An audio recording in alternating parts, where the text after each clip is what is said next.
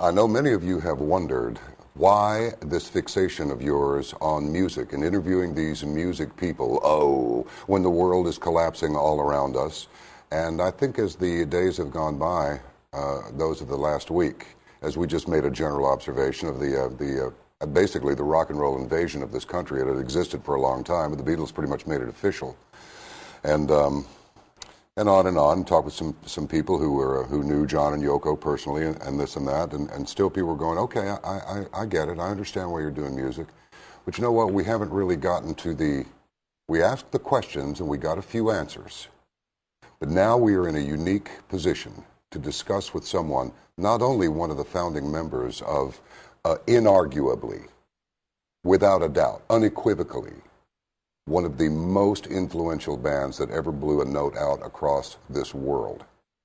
And that would be John Densmore, one of the founding members of The Doors. You may have heard me complain on several occasions that, I was really kind of young in those days to fully grasp what was going on, but I wasn't a complete idiot, and I saw the combat footage every night around the dinner table. And I knew that people were being drafted. The older guys were being drafted, and some of them did not come back. And the helicopters flew overhead while we rode our ponies, and the tanks and the trucks and everything else went down the rail lines. Every day there was a mile or two long train carrying all kinds of implements of war and so forth. And being young and impressionable, you listen to some, not all, some of the music was kind of funny, like The Bird is the Word and stuff like that. But some musicians had a real problem with what was going on in this country, what was going on with this undeclared war that was costing so many lives, and nobody really understood. Wait a minute, are you telling us we can't believe our government anymore? I mean, well, we were told in school that you're not supposed to trust your government. You must remain ever vigilant. That's the price of freedom. We get all of that, but we heard it so many times, we became numb to it.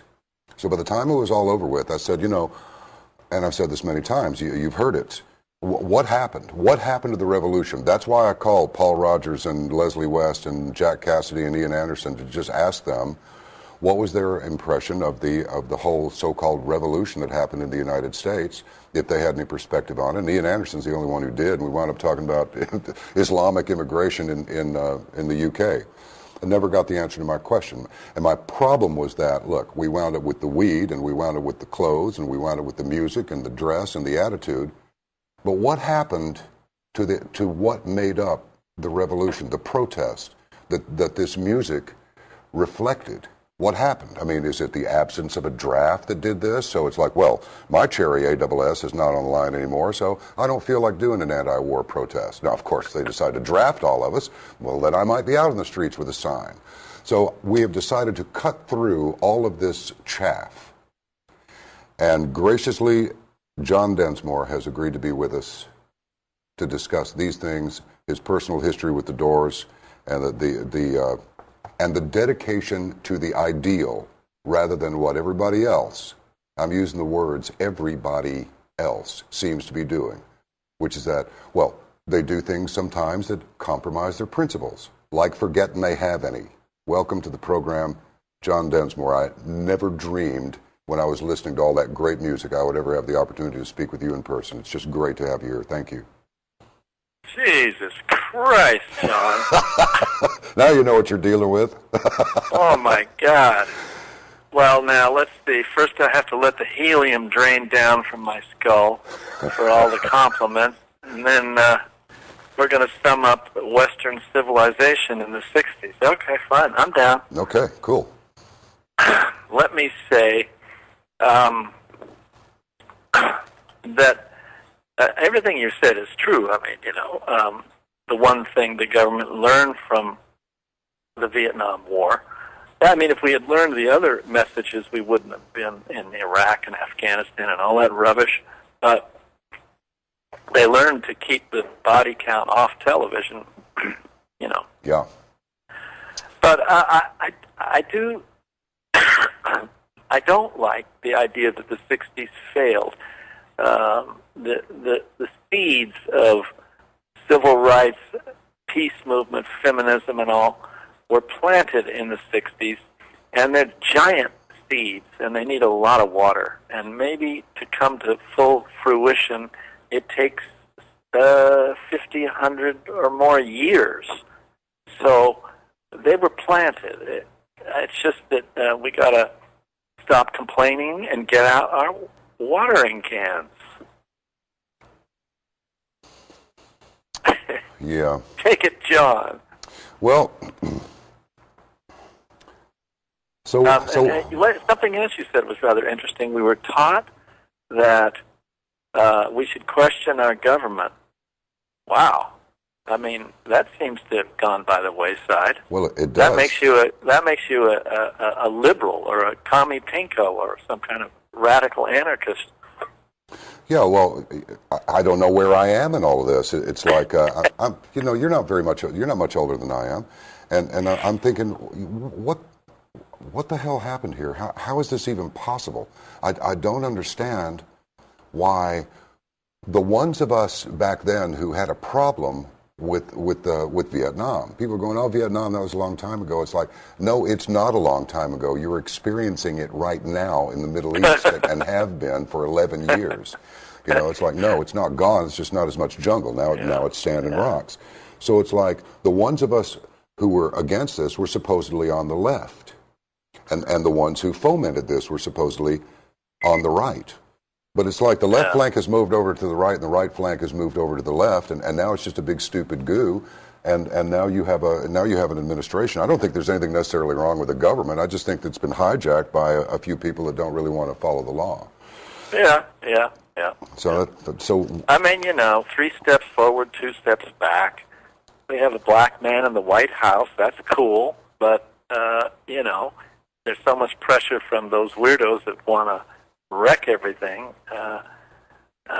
Progress is difficult, so I'm not a pundit. Yeah, I know it. Ask me a musical question. Okay. All right, let me ask you this. Were all 4 of you, were you LA guys? How'd you hook up and form your band, first of all? Nobody really knows that. They say, well, the band was formed in '65 in Los Angeles. Like, yeah, okay. Well, how did that happen? I thought everybody knew that. Darn it, this remote phone is blinking, beeping like the battery's going to go out. Well, if it does, I'll call you back. That's it. Robbie Krieger and I were fooling around with then legal psychedelics and thought, well, this is raising consciousness if you're out in nature, but it's a little shattering on the nervous system. Maybe we ought to go to meditation, like those gurus in India. Yeah. So we stumbled into Maharishi's class 2 years before the Beatles, and Ray Manzarek's there. And he says to me, want to jam? And so I go to his parents' house in Manhattan Beach in the garage, and I meet Jim. Robbie's not with me. And we make some demos, and Ray's 2 brothers quit the band. They don't get what Morrison's up to. I bring Robbie, and the Doors are formed. Wow. Yeah. All right, and then what? Just, I mean, you guys are basically kids back then, so it's like, what, are we talking garage band here, or did you immediately start gigging? Yeah, garage band, 18, 19-year-olds. The late, great Ray was older, 26 years older, so I don't know, 23 or 4. Yeah? Yeah. And so you first gig that resulted in a break or some sort of a deal? Well, we got the house band at the Whiskey. That was great. And we worked real hard to blow the headliners off, everyone that came in. And they all came in. Van Morrison, the Byrds, Frank Zappa, Captain Beefheart, etc. Wow. Yeah. So, you've been asked some of these questions. Some of these questions you're going to have been asked a million times. I beg your indulgence before the fact. So, okay. So like, what was the whole? Was it? But the way to genius, John, is through E. Cummings said through ruthless editing. The way to genius is through ruthless editing. Who said this? E. Cummings. All right, I've got it. Although maybe that's just to apply to poetry, but whatever. I love it. Yeah, I think they boil it down to great songs are written and rewritten and rewritten. But, speaking of that, did the stuff just come naturally to you? Somebody come in and go, listen, I got a song, and then somebody put some, did you fit your lyrics to the music, or did you fit the music around the lyrics? Basically, Jim had lyrics, and to remember them, he had melodies. And he had no way of playing a chord on any instrument. So he said, how do you write songs? And we did the whole thing together. Wow. And, that's extraordinary. And that's why he said, let's just split everything and not even credit the lyrics to me, and let's have veto power. Oh. Veto power. I became Mr. Veto, didn't I? Yes, you did. Yes, you did. That ties right into my new book, The Doors Unhinged. Yeah, you got two. Now, when did you got two books, Riders on the Storm and The Doors Unhinged? That's a new one. When did Riders on the Storm come out? John, I have two self-centered memoirs. Excellent. Not one. And Salman Rushdie has his first memoir, and he wrote it in the third person. He did this, he did that, thinking it's a little too arrogant to say I. And I have two books that are I. But I'm not a genius, so. Well, so basically it's safe to say that you're all me. Well, all right. All right, cut to the chase, John. Yeah. When did Riders on the Storm come out? The first book? 1990. Oh, no kidding. All right. Yeah. All right. Well, somehow I'll try and finagle a signed copy from you at some point in the future. I'll buy it. Sure. No. So then, look, this is a meaty part. Artistic integrity versus monetary gain. You guys sold zillions of albums. What is it, 35 million just in the States, and then 100 million albums worldwide? I mean, 20 gold, 14 platinum, 5 multi-platinum. That's in the U.S. alone, according to what I'm reading here. Well, suffice to say that when I vetoed our songs being used as commercials, since Jim said, let's split everything, the other guys, like me, all had a nice house and some groovy cars. Yeah? So yes, John, if a new band's trying to pay the rent, I get it, do a commercial. But in our case, Jim didn't want it. He hated the idea of, come on, Buick, light my fire. Oh, no. Oh. And when he was alive. And he didn't primarily write that song. Robbie did. So what does that say, John, about his thoughts about our catalog? Like, I care about what the whole thing, what we represent. So he's my ancestor now over there with Ray, and I'm not letting go of what he wanted while he was here. Yeah, I never really understood why they do that. They got a Who song for CSI, which I thought was stupid, and then I have Pete Townsend interview in The Doors Unhinged, where he says, I don't give an F if you fell in love with Shirley to my song. I'll do what I want with it. Right. So that's the other opinion. Yeah. But I don't want to break on through to a new deodorant. No. I mean, but you know what? Walking away from 15 mil, that takes cojones, man. It really does. My knees were shaking. What can I say? Yeah, I asked the other guys, okay, what do you want to buy? And they had a big, long pause. And then I said, see? Well, I got a question that's been dogging me for years. I've heard everything in the world from, actually, Jim Morrison's dad was a Navy admiral, and they spirited him away, and he is now a cowboy working the range up in Wyoming. And I'm like, what? I think he'd probably get a little bit bored with that. And no, he passed a few years ago, but he did a heroic thing. And Jim said his parents were dead in his original bio. And then Admiral Steve joined me in preserving his son's legacy at 86 years old. Very cool. Well, Kind of like a healing of the 60s a little bit. Because I'm his son's peer, and my dad was a 50s male behind a newspaper, loved me but didn't connect much. And here I am with Jim's dad, shoring up what his son wanted. It was very touching. do you feel like telling us? You feel like telling us about what happened with that? It's like you said, no, we're not doing a commercial. So you wound up in court over it, and back up. Ray and Robbie went out, and they're great. I wanted them to go out playing, great, but they took the name with them. And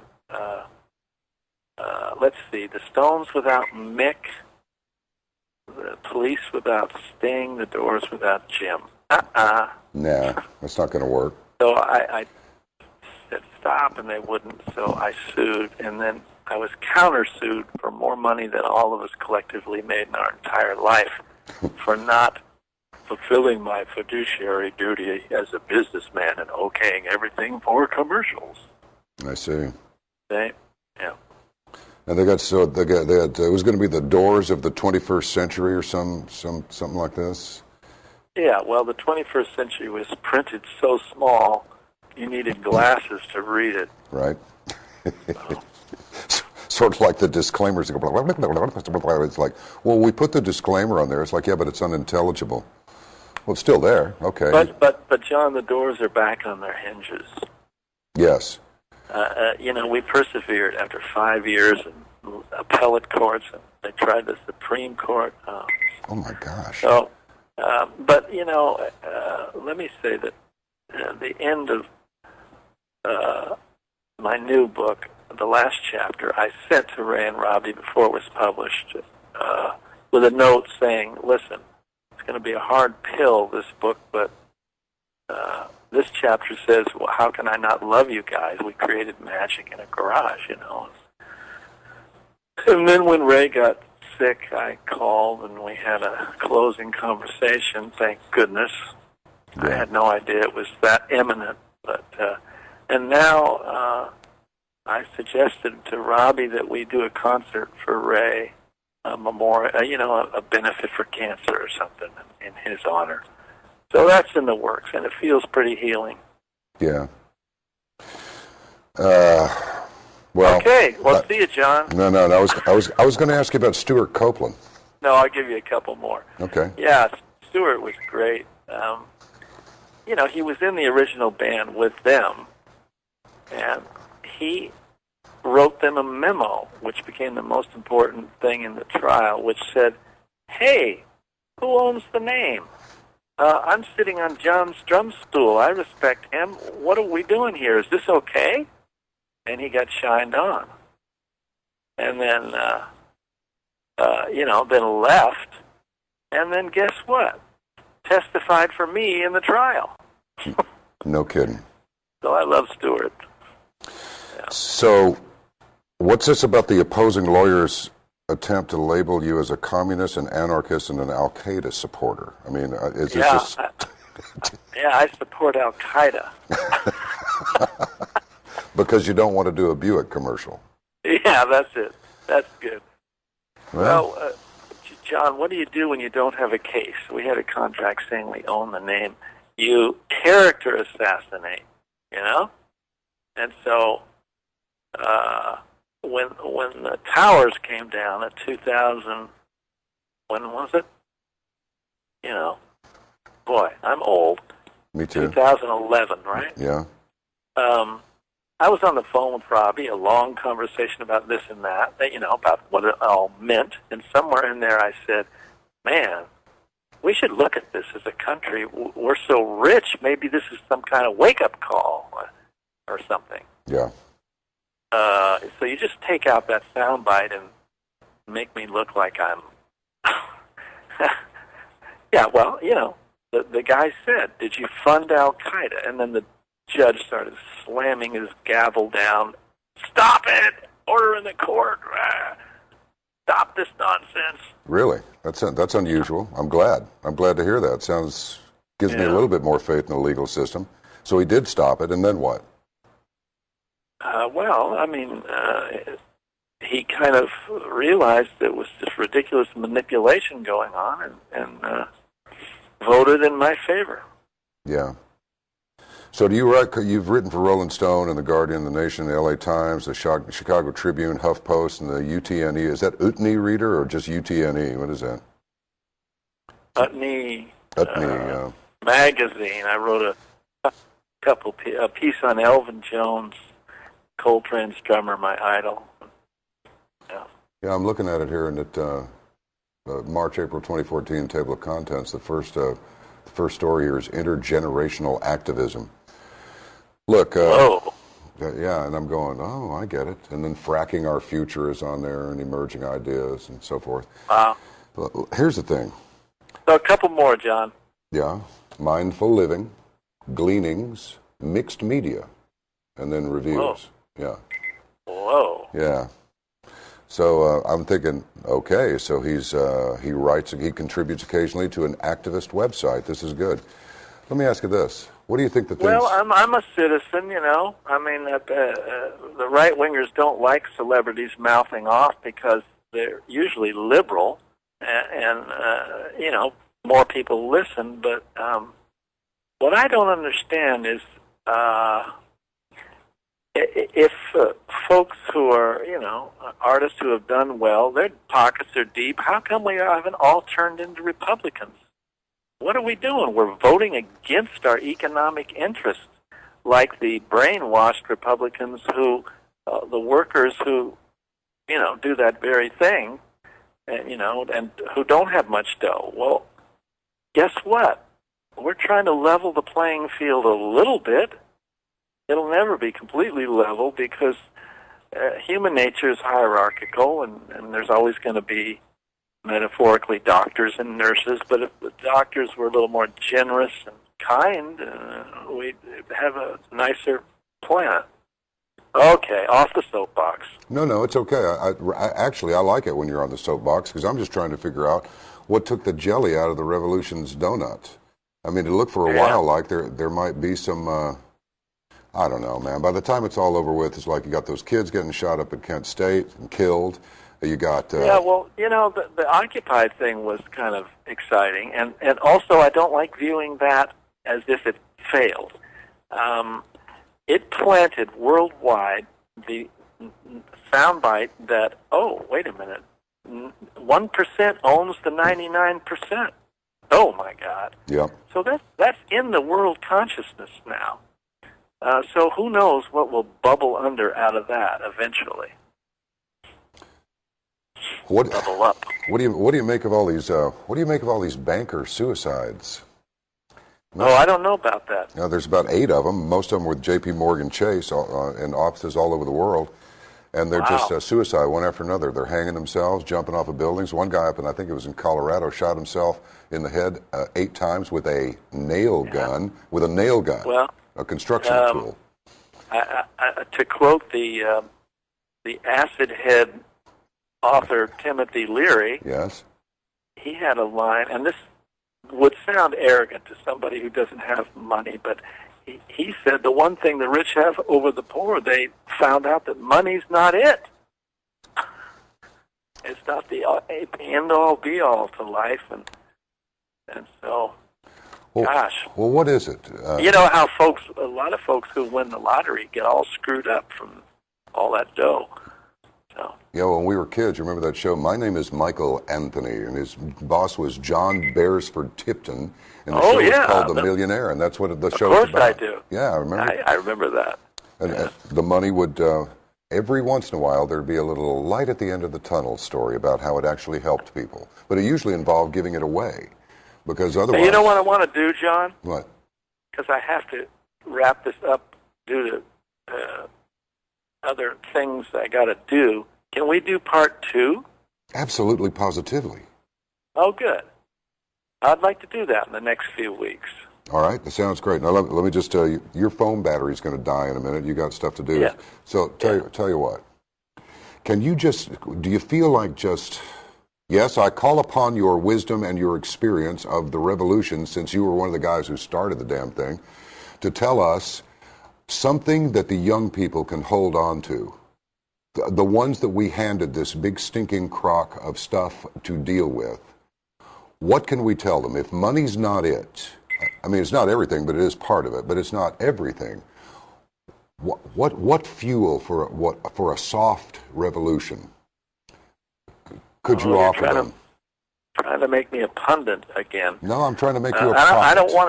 I don't want to sound like the eternal optimist, but we are on the shoulders of everyone who went before, and progress is it just inches along. But things are a little better here and there, a little better consciousness, and oh man, Joseph Campbell, joyful participation in the sorrows of the world. Joyful participation in the sorrows of the world. You were all pretty well read, it seems to me. Yeah, well, Jim was. I wasn't as, but now I'm voracious for words because I love writing, and I got C's in English and hated it, and now I love it. So. Well, that's how it is.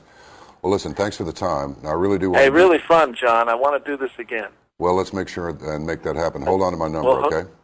Yeah, we'll hook it up. Right. And come after me again.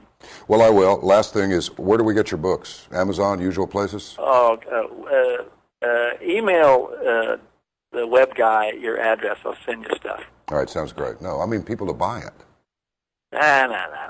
No. Other people in the audience who want to buy it. I want mine for free. You can get it anywhere. You can get it anywhere. All Amazon or whatever the hell. All right. Thanks, John Densmore. Okay. Appreciate you. Thanks a lot. See you. Bye. Bye-bye.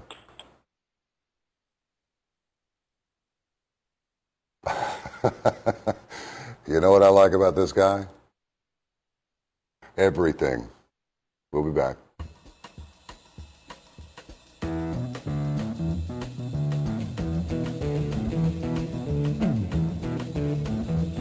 You know the day destroys the night, night divides the day. Try to run, try to hide, break on through to the other side, break on through to the other side, break on through to the other side, yeah.